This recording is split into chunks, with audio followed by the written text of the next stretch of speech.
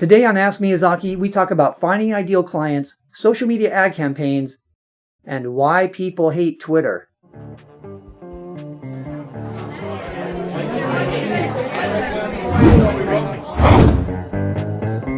Chris asks, should we always be on the lookout for ideal clients, or simply market ourselves or our products to everyone?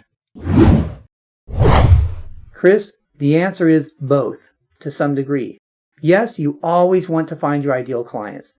And the reason why is because they're the people who want to buy what you're offering, and that way you don't have to spend the time, the effort, and the money to try to convince them and sell to them. On the other hand, you have to be able to find those people. And we can no longer use just simple basic demographics to try to segment the marketplace. We know we want to segment the marketplace psychographically. The problem with that is, how do we find them? So sometimes you're going to have to advertise to the masses. You're going to have to send out your social media to the masses. Hopefully, those people who are out there who want to buy your product are going to find you. And then what you want to do is get them to share your content, your advertising with others. And that way they're more likely to share with people who are similar to them as far as what their preferences are. So the answer is always look for that ideal client, but sometimes you have to go to the masses to find them. Jessica asks, do you recommend using social media ad campaigns to reach a bigger audience and create branding? Jessica, there are definitely some advantages to using social media ad campaigns to reach a bigger audience, especially when you're developing a brand. The key is to consider how you're paying for those ad campaigns. Typically, you're going to pay for either clicks or views, or you're going to pay for impressions. My preference usually is to pay for clicks or views, because that's closer to the actual action that I'm going to ask of my audience that's going to end up generating revenue and give me a return on investment. Now, when you're paying for clicks or views, though, remember that you're still going to end up getting impressions. For every click or view, you might get 20 or 30 or 40 or even 100 impressions.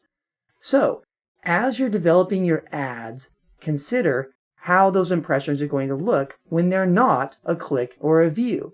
So if you have, for example, a video ad, and you're not going to actually pay for that video ad unless you get 30 seconds worth of watching, then at that point, then remember that those 30 seconds or 25 seconds or even 15 or 5 seconds that they're looking at your video could be something that's going to help you develop some brand awareness and maybe even a little bit of brand preference. The same thing goes for a static ad. Make sure that your brand is very clear so that they start to get brand familiarity even if they haven't clicked through. So, to make sure that you are successful in what you're doing with your social media ad campaigns, don't consider only what you're paying for, but also consider the impressions that you're not paying for. Emanuela asks, many old people hate Twitter. Why? They don't accept evolution? Emanuela, I'm old. I don't hate Twitter. Okay, some people hate Twitter, but I think they hate it for different reasons. Some don't like it because it doesn't give them what they want out of their social media platform. They want more interaction, and Twitter really is much more sound bites and people just saying things one side and then someone else says something else, but there's really not a conversation that we normally get in other social media platforms.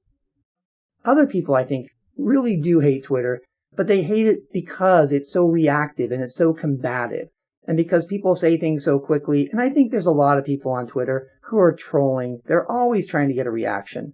In fact, some people would say that there's certain politicians out there who are trolling and trying to get a reaction out of people, and it's working. So I don't think it really has to do much with an evolution. In fact, if really we think about the evolution of social media, I'm actually concerned that another 5 years or so, other platforms will have absorbed somehow the role of what Twitter's doing now, and maybe we won't even have Twitter anymore, and we won't have to have this conversation. Well, that's all for today. Thank you very much for the questions. I always appreciate them. Keep the questions coming. Send them through Twitter using the hashtag AskMiyazaki. If you haven't subscribed, be sure to subscribe so you don't miss future episodes of Ask Miyazaki, Monday's Marketing Minute, or whatever else comes your way. And have a great day.